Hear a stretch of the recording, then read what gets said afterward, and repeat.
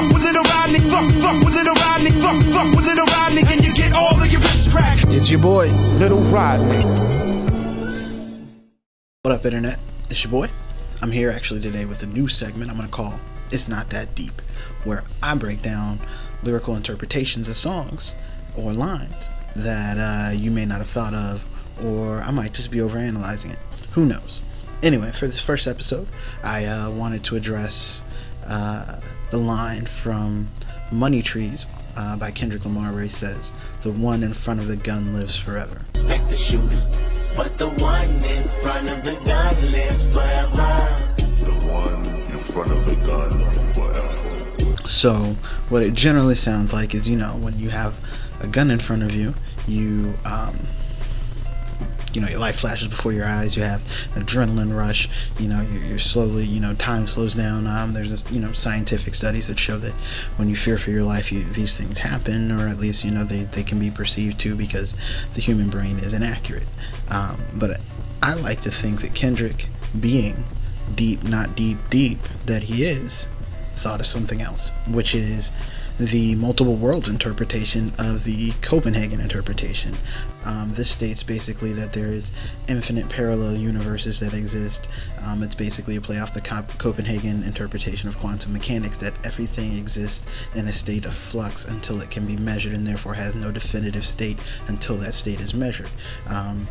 The bridging principle being that therefore the world itself exists in infinite possibilities until those possibilities are measured, wherefore there's lots of different worlds. There's been lots of interpretations on this. DC Comics did an interpretation on it, all of that good stuff. The most important thing that people have taken from it in a metaphysical state is that therefore there are infinite numbers of me's, you's, and everything else's. Which leads to the issue of how can you die if technically you exist in an infinite state? And then it brings to the question whether or not life and death is a measure of something or not. So then we come to the final conclusion, which is that you can never really die. This, of course, is also the basis for NERD or NERD. No one ever really dies. It's been the basis for a couple of movies like Jet Li's The One. But a lot of people have the interpretation then, and by a lot of people I mean people on the internet who just think about shit but don't really have degrees or understand quantum physics.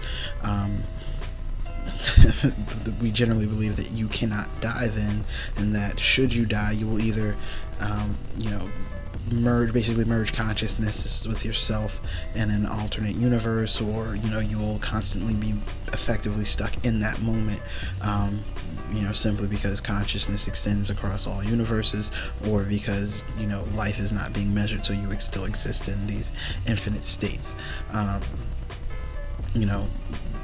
Which, considering how Kendrick likes to weave philosophy and so on into his lyrics, is not that far of a stretch for it to be something that it believes.